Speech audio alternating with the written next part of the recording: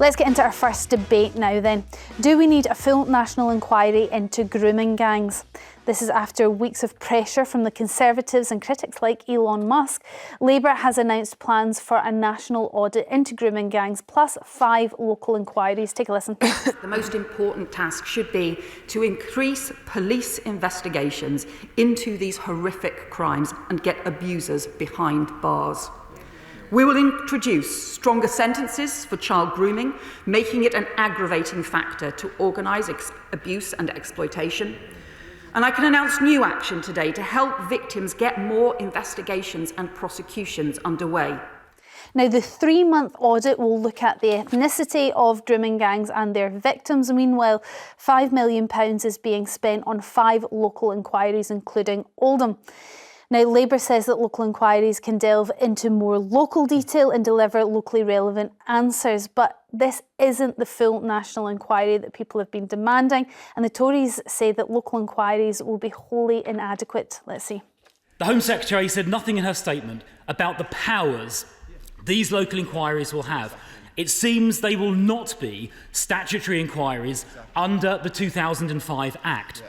That means these local inquiries will not have the power to compel witnesses to attend or to take evidence under oath or to requisition written evidence. So if that's the case, how can they possibly get to the truth when faced with cover-ups? These powers are needed, the legal powers, because these crimes were deliberately covered up in some cases. So with all that in mind, do you think Labour has gone far enough, or do we just need a full national inquiry? Give us your thoughts on this. 0207 862 2222 is the number to get your views heard. Owen, what do you think? Interesting, the Tories grandstanding there. Why didn't they have a national inquiry? They were in power for 14 years. Well, they did have an inquiry. This is what I'm coming on to. There we go. So they did. 2022. This is the point. They're talking about a specific new inquiry. We have had an inquiry. We have the independent inquiry into child sexual abuse chaired by Alexis Jay. It was a 7-year-long national statutory inquiry. And it had its final report, as you say, in 2022. It involved interviewing more than 7,000 survivors of child sexual abuse. And here is why I'm frustrated. Why isn't the main argument that everyone's talking about implementing the actual recommendations of the 7-year inquiry, which had, for example, mandatory reporting of sexual abuse, action on online abuse, and the creation of a child protection agency? Because otherwise what we're talking about is having an inquiry that goes on for years and years and years, that then being used as an excuse not to take the action we need now to protect children who are being sexually abused right now all over our country.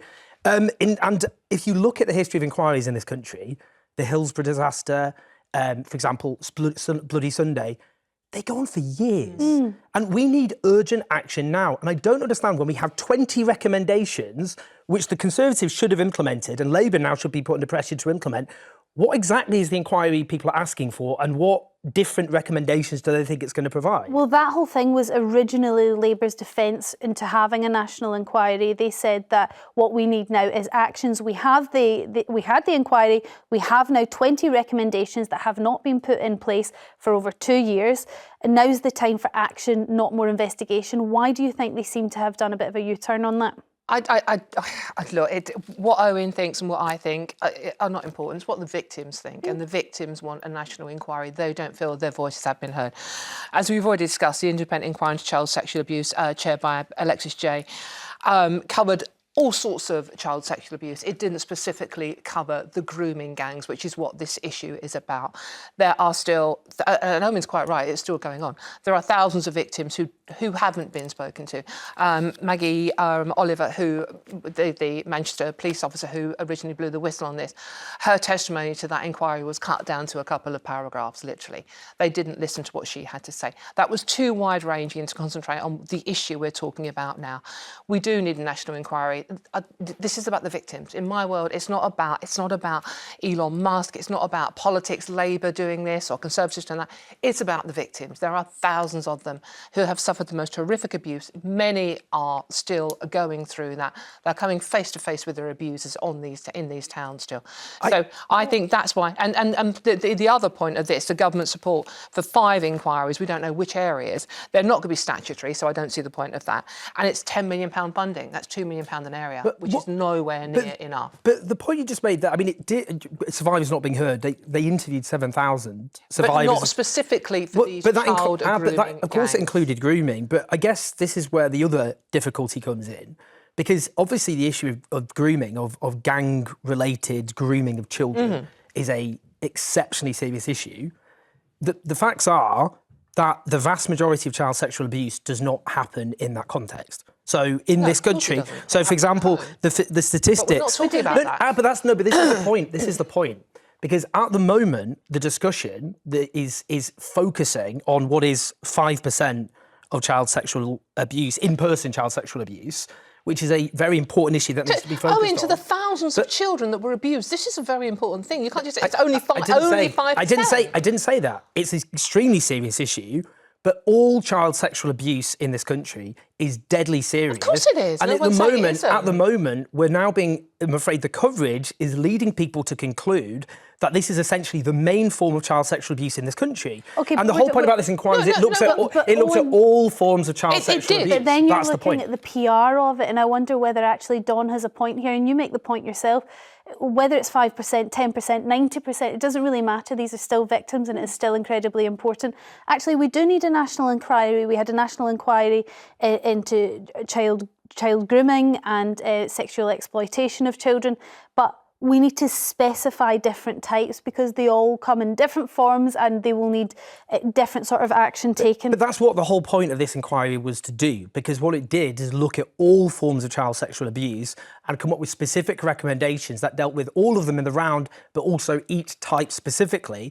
And it would seem odd, in my view, if we're going to have a national inquiry into child sexual abuse, we are then saying we should prioritise the 5% over the 95%. That is what we're doing, because why isn't there a national inquiry into the 95% of child sexual abuse that happens outside of grooming gangs? What's the reasoning for that? I'd love to know what the reason for that is. I see. Let's go to the call. Scott from Bedfordshire, what's your view on this one? Do you think we need a national inquiry, or do you think we've had our inquiry, we need to take action now? Well, answering the question to what Matey was just saying, we need a national inquiry because over 10,000 girls have been involved. Now, the fact that we need a national inquiry is because the first inquiry only done 6 towns. Now we know there's up to 56 towns that have been affected by this.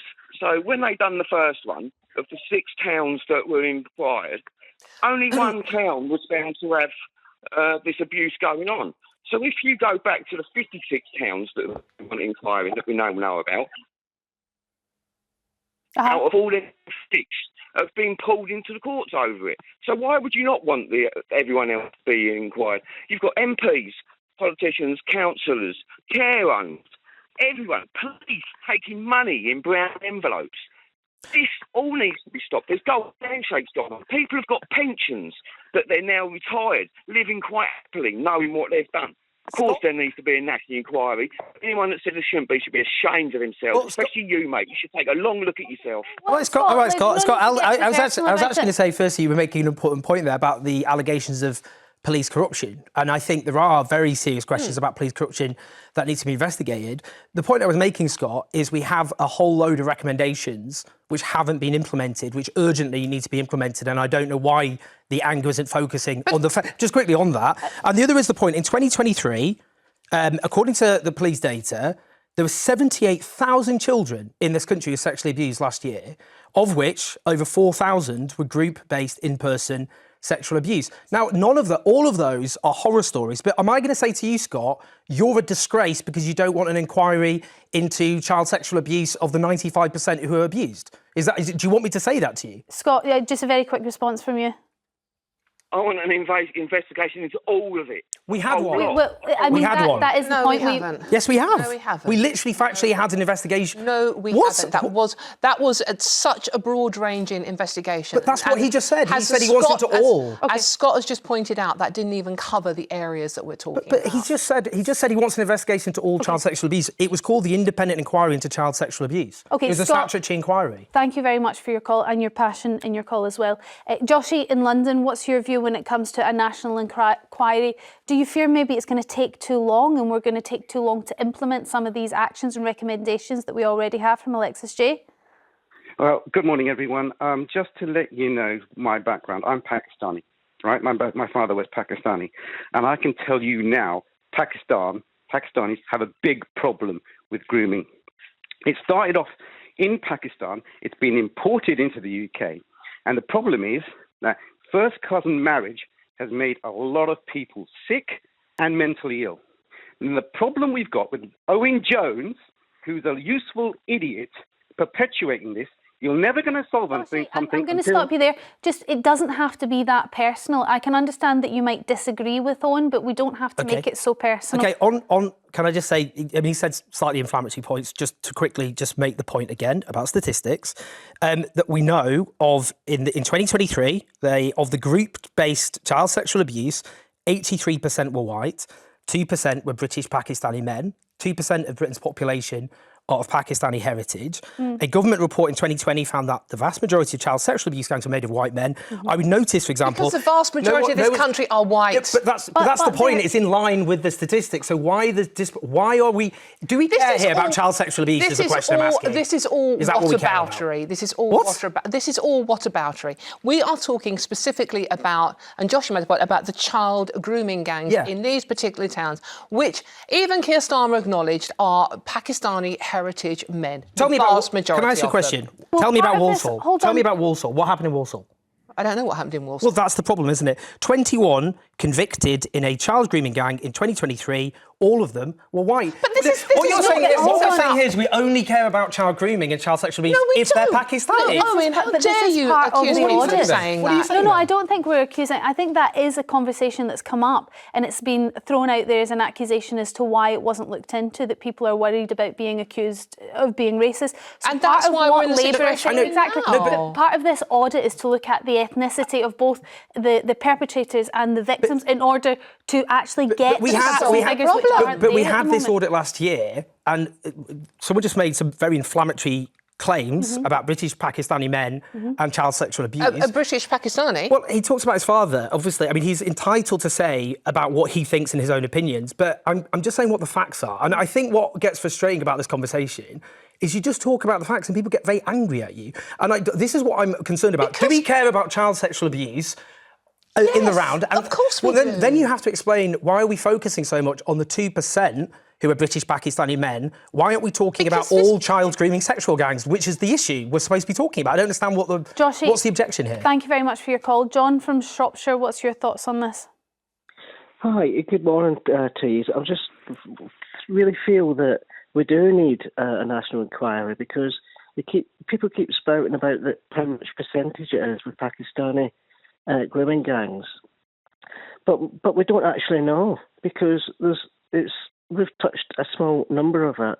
You know, people say that there's about 50 other places where it's been happening, but nothing's ever been brought out about it, and also the fact that the cover up of it all and why nothing was ever done in the first place. Well, actually makes divisions between. There are two very specific things you want to find out, one of which this national audit that Labour have already said that they're going to launch is fully about. It is fully about the ethnicity and the demographics of those perpetrators and the demographic and ethnicities of the victims. So that's, I suppose, going to be covered in the national audit. What about the criticism that actually a full inquiry is going to take too long and might actually lead to more people falling victim to these sorts of things before we can put these recommendations in place? I might be ignorant on how it all works, but I can't understand why these 20 things that they've brought up on the last audit, why they can't be implemented plus at the same time. At the same time. This is what Labour is saying that they are going to do now, but why they said they weren't having a national inquiry. Yeah, I mean, I honestly can't tell. Because if we have another inquiry now, we'll just tell you, just based on the last inquiry, which people literally won't even talk about even existing. That's what's happened with that inquiry. So people won't even talk about it happening. And just quickly, that will mean the recommendations will be implemented in 2035. And they won't be implemented by then because even now, it's a decade pretty much since that last inquiry began, and we still haven't implemented the recommendations. So what we're saying here is we should. Why are people focusing? This is what I don't understand. Why focus on let's have an inquiry that then in 10 years we'll talk about implementing those recommendations? Why isn't the focus on the recommendations we actually have? I think everybody in this conversation right now is asking the exact same question. Dawn, why do you think those 20 recommendations that we knew about in 2022 have not been implemented? Because the Conservatives were rubbish and Labour are rubbish as well, because we haven't had a government that's strong enough to do it. And Owen's right. The recommendations need to be applied. No government has done that. That needs to be done. But the two can happen at the same time. We do need a national, and we know from the government's behaviour during the COVID and pandemic, things can happen quickly. If the government wants things to happen quickly, they can happen quickly. But we're having an inquiry into COVID. That'll go on for years as well. Right, John, thank you very much for your call. We're going to have to move on now. Don't forget...